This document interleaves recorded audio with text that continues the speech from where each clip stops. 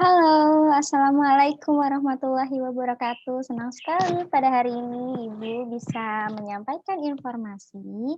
Materi kita hari ini adalah karya ilmiah pada bagian satu, karena karya ilmiah ini terbagi menjadi dua bagian. Jadi, kompetensi dasar pada materi karya ilmiah bagian pertama ini adalah mengidentifikasi informasi, tujuan, dan esensi sebuah karya ilmiah yang dibaca. Kemudian, merancang informasi, tujuan, dan esensi yang harus disajikan dalam karya ilmiah.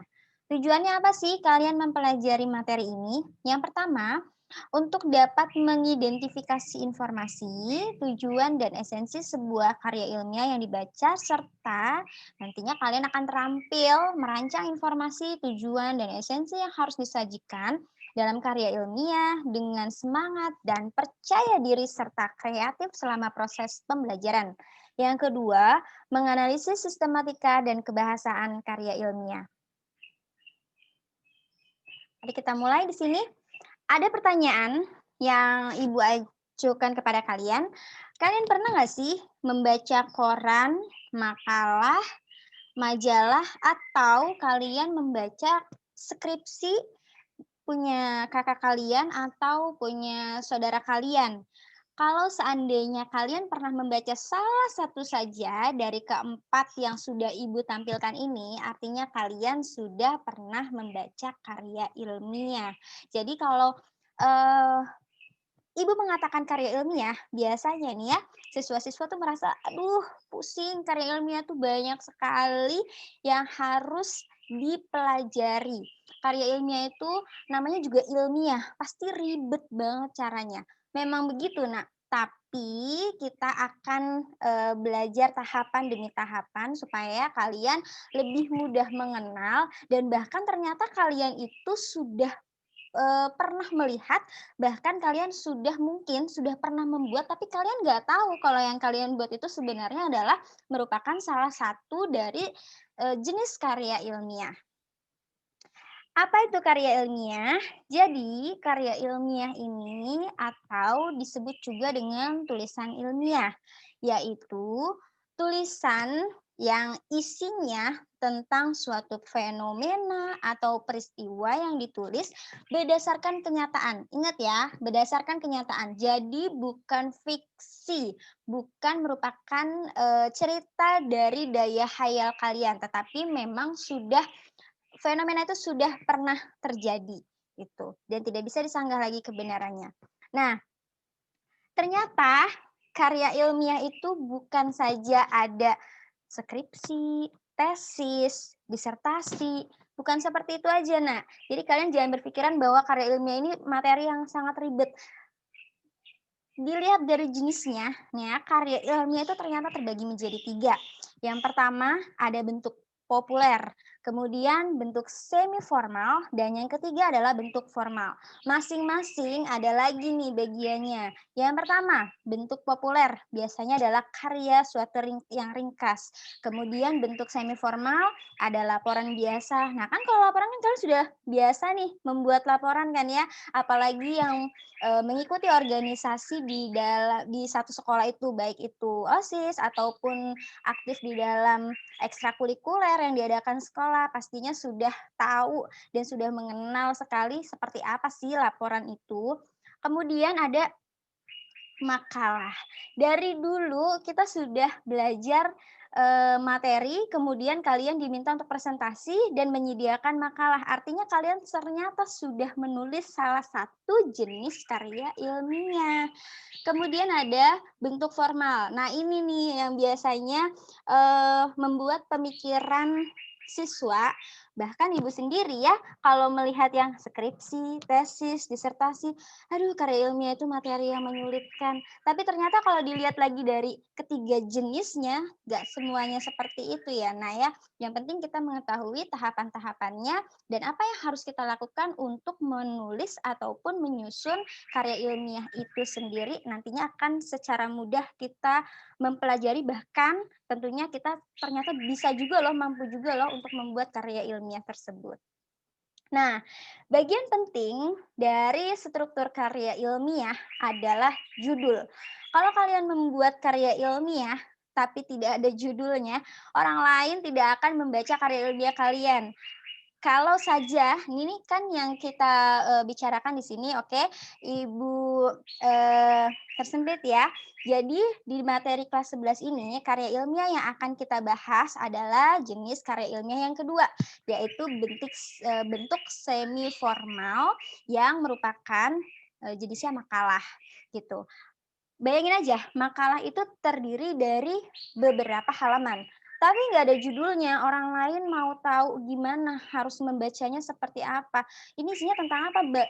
Nggak usah dibaca lah, barangkali yang ini belum tentu sesuai dengan apa yang saya cari. Mendingan saya baca aja dari makalah lain yang sudah jelas ada judulnya, seperti itu. Jadi fungsi atau tujuan dari menulis karya ilmiah tidak tersampaikan, karena informasi yang akan kalian kan tujuannya itu untuk mempublikasikan informasi itu kepada khalayak umum, tapi tidak akan tersampaikan karena orang lain enggan membaca. Gimana mau membaca segitu banyaknya gitu, judulnya aja nggak ada. Begitu udah dibaca, oh ternyata belum tentu sesuai dengan apa yang saya cari informasinya, jadi nggak usah dibaca lah, seperti itulah intinya. Atau, seperti, manusia, organ tubuh manusia tanpa ada kepalanya, kan nggak dikenalin dong dia itu siapa, tapi kalau ada kepalanya kan, oh itu namanya Bu Irma, seperti itu. Jadi karya ilmiah itu baik dari ketiga jenis karya ilmiah semuanya harus menggunakan judul. Nah, beda nih di sini antara judul karya ilmiah dengan karya sastra. Kalau karya sastra itu judulnya bisa menggunakan kata-kata yang konotatif, tapi kalau untuk karya ilmiah judulnya itu dirumuskan dalam satu frasa yang jelas dan lengkap. Nah, jadi bahasanya harus yang denotatif, harus yang mengandung satu makna yang jelas apa yang mau dibahas di dalam karya ilmiah tersebut. Masih bingung? Pasti masih bingung. Karena belum ada contohnya ya. Kita lihat lagi pembahasan selanjutnya. Yang kedua, setelah ada judul, nah ini setelah ada judul, di halaman berikutnya biasanya ada kata pengantar ya. Kata pengantar itu ucapan syukur kepada Tuhan Yang Maha Esa, kemudian ucapan terima kasih kepada pihak-pihak yang telah membantu dalam menyelesaikan makalah tersebut gitu, yang sudah membimbing dalam menyelesaikan makalah tersebut, ya seperti itu. Nah, halaman berikutnya lagi, biasanya itu ada daftar isi. Kok ada daftar isinya penting nggak sih Bu? Penting banget, karena di dalam karya ilmiah itu kan terdiri dari berbagai atau dari beberapa halaman. Pusing ya kalau seandainya orang, tidak terfokus mau melihat rumusan masalah ada di halaman berapa, harus dibuka-buka dulu, seperti itu. Jadi, harus ada yang namanya daftar isi. Nah, untuk bagian isinya sendiri, karya ilmiah ini, kita fokuskan ke dalam makalah, ini sebenarnya ada 3 bagian utama.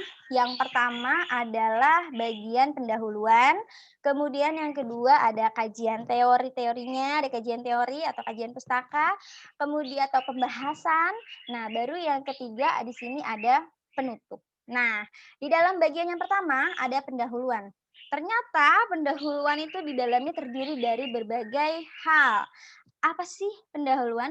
Pendahuluan ini terdiri dari itu tadi ya, ada beberapa subnya, latar belakang masalah, identifikasi masalah, pembatasan masalah, perumusan masalah, tujuan penelitian, sampai manfaat atau kegunaan penelitian.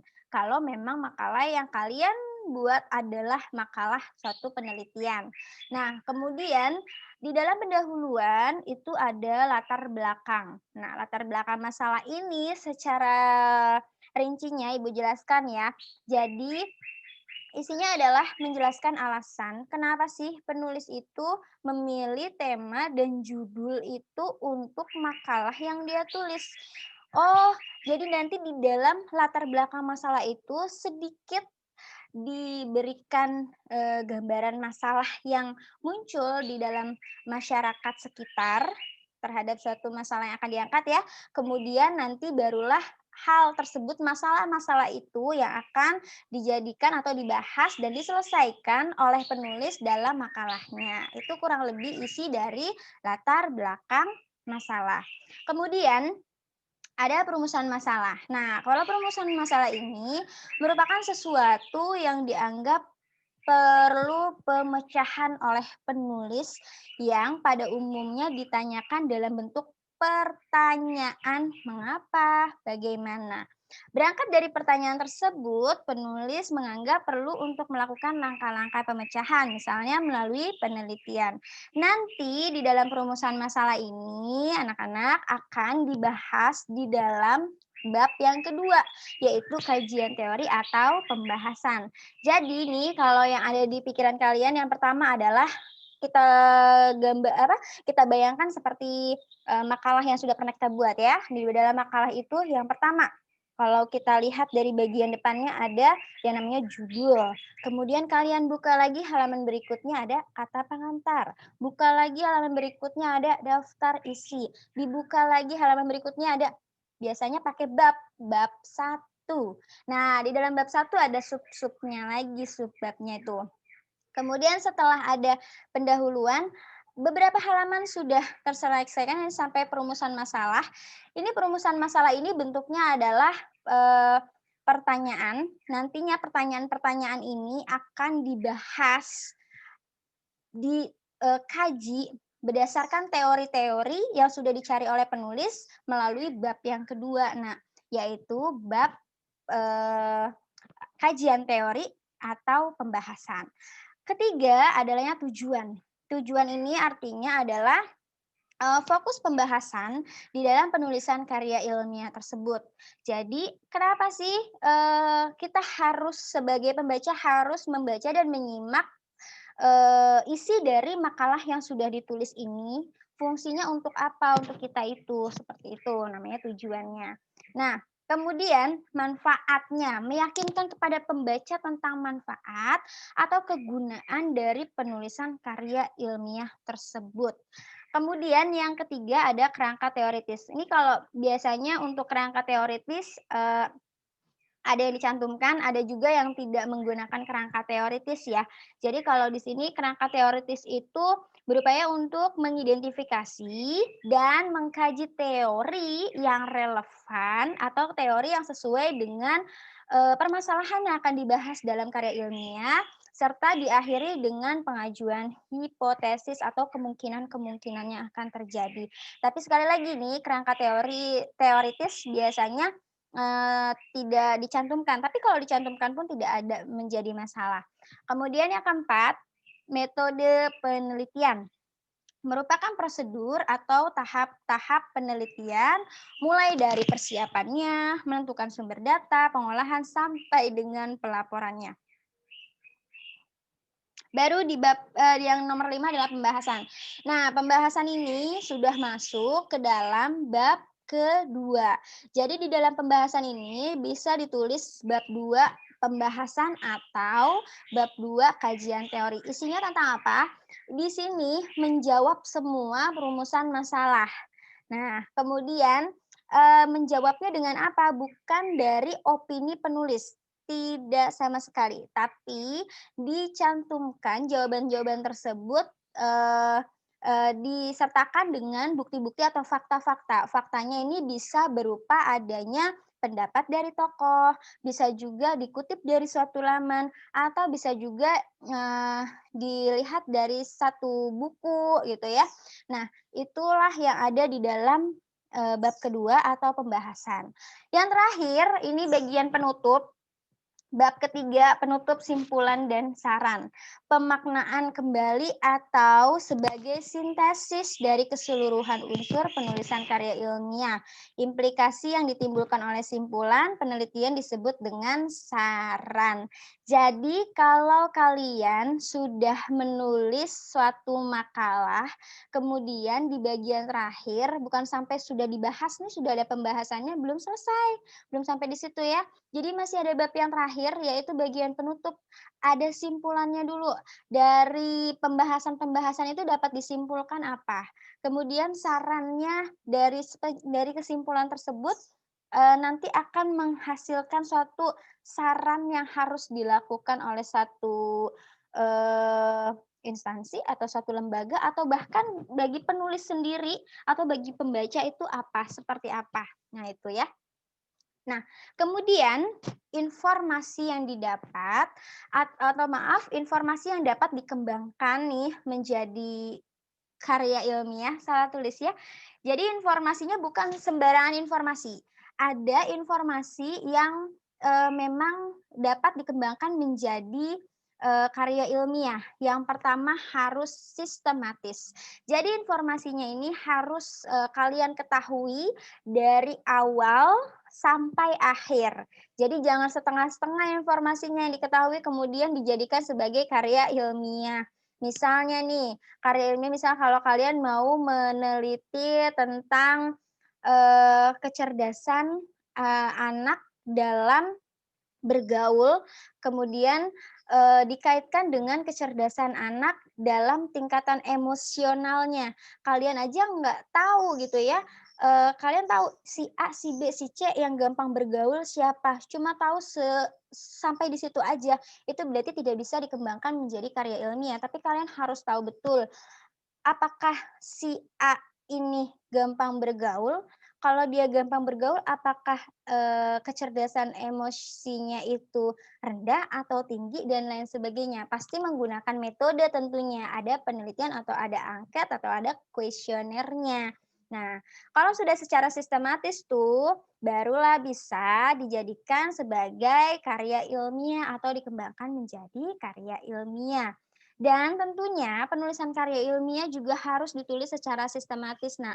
Jadi harus mulai dari bab pertama pendahuluan, bab yang kedua pembahasan, bab yang ketiga penutup. Intinya dari itu ya. Kemudian harus yang logis, harus yang masuk akal, harus yang bisa diterima oleh akal sehat, bukan hanya kalian sebagai penulisnya, tapi masyarakat juga nanti akan membaca. Dan objektif, harus sesuai dengan hasil penelitian atau kejadian yang, real atau kejadian yang nyata di lapangan, gitu. Kemudian harus yang faktual, harus yang berupa fakta atau benar-benar terjadi, benar-benar sudah terjadi kejadiannya. Kemudian ada pertanyaan, seribet itukah menyusun karya ilmiah? Sebenarnya fungsinya karya ilmiah itu apa? Oke, kalau dilihat dari strukturnya yang ada pendahuluan, kemudian ada pembahasan, di dalam pembahasan itu, meliputi, objek-objek ataupun pendapat-pendapat ataupun informasi-informasi yang relevan terhadap suatu, permasalahan yang mau diangkat dalam karya ilmiah.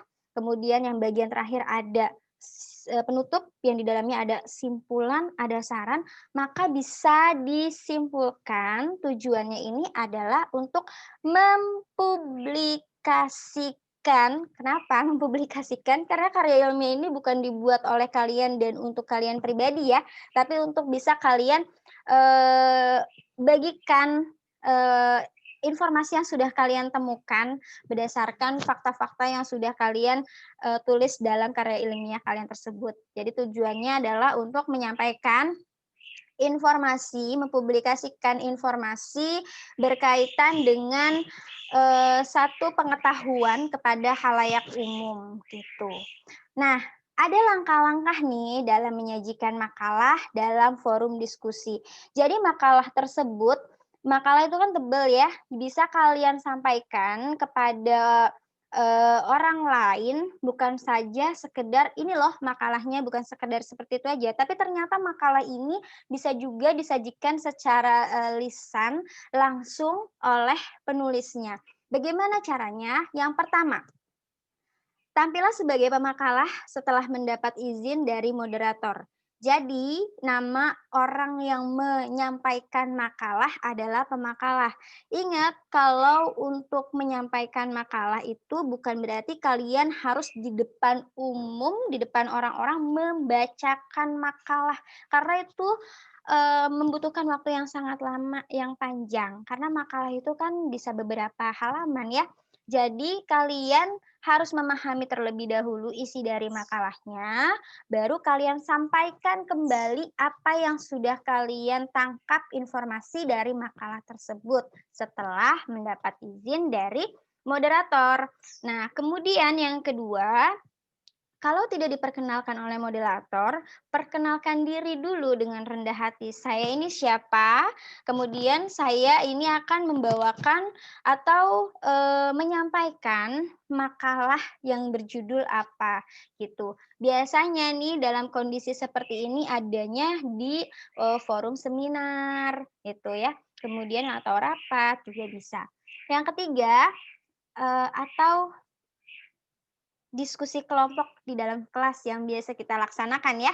Yang ketiga, sampaikan masalah umum dari isi makalah yang akan dipaparkan. Nah, kan ada masalah umumnya nih. Bisa dilihat dari mana? Bisa dilihat dari bagian pendahuluan, latar belakang. Karena tadi sudah Ibu sampaikan bahwa latar belakang itu merupakan alasan penulis mengangkat suatu permasalahan yang dijadikan sebagai bahan untuk menulis makalah tersebut. Berikutnya lagi, jelaskan pokok-pokok isi makalah dengan bahasa yang lugas, bahasa yang mudah untuk dipahami oleh pendengar. Kemudian sertakan ilustrasi dan fakta-fakta penting yang menyertai penjelasan di atas. Ingat nih, ada ilustrasi dan ada fakta-fakta, berarti ada di bagian bab kedua, bagian pembahasan. Yang keenam, akhiri paparan dengan menyampaikan simpulan. Simpulan ada di mana? Di bab ketiga. Untuk itu, anak-anakku sekalian, untuk menjadi pemakalah, maka kalian harus membaca makalah secara cermat dari awal hingga akhir. Dan ketika kalian memulai untuk menulis suatu makalah, tentunya kalian harus melihat dulu nih di lingkungan kalian apa sih masalah yang saat ini terjadi yang ada di ruang lingkup kalian yang misalnya belum terpecahkan. Nah, itulah yang akan kalian angkat di dalam suatu makalah kalian supaya kalian tidak bingung lagi ketika diminta untuk menulis makalah, mau mengangkat masalah apa ya? Mau nulis makalah judulnya apa ya? Jadi kalian lihat aja di lingkungan sekitar kalian, apa yang menjadi suatu masalah, apa yang harus diselesaikan untuk atau apa yang harus dilakukan untuk menyelesaikan masalah tersebut, diangkatlah menjadi suatu makalah. Jadi, membuat makalah ternyata tidak begitu sulit ya, karena untuk membuatnya idenya bisa kita lihat dari kegiatan sehari-hari yang kita lakukan, ataupun dari permasalahan-permasalahan yang biasa kita temukan dalam kehidupan sehari-hari. Untuk pertemuan kali ini, Ibu akhiri, kurang lebih Ibu mohon maaf. Jangan lupa jika ada pertanyaan, kalian bisa melalui grup yang sudah disediakan oleh Bahasa Indonesia SMA Negeri 11 Kota Bekasi. Assalamualaikum warahmatullahi